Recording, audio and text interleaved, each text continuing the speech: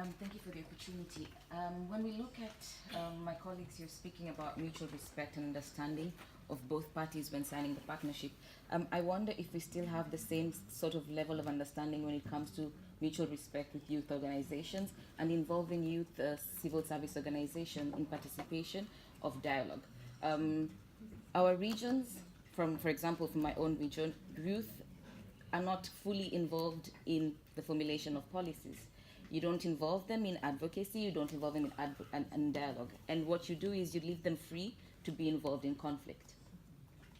You do not create a platform for them to not participate, and therefore you only leave them to create a platform where they can be used for violence. And that should be addressed. We should look at youth as a channel of addressing radicalization. They're the same people who are being used for extremism. They should be the same people used to address radicalization because of jobs, because of being beholden to other people.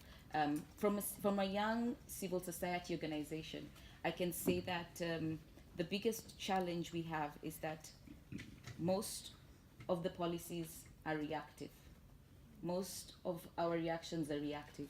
We're not proactive. Youth can be used for proactive means. We should be used in getting information out to the masses.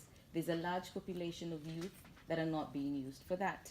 When it comes to funding of non-state actors, as a young CSO, is a problem that we have realized that with CSOs that have been established, there's a funding problem, not just in receiving funding, but where do you get that funding from? And our governments have problems with where CSOs get funding from.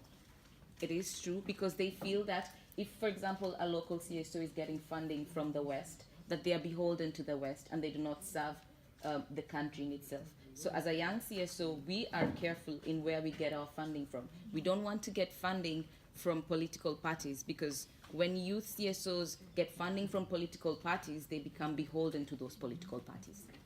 And that is the same, I would assume, that is assumed by governments when non-state actors, when civil society organizations, when NGOs get funding from Western political parties or from Western political interests, then they do not serve the purpose of the local community, but they serve the purpose for the international community. So we reflect on that. And as I can say, maybe a lot can be learned from us. Where do we get our funding from?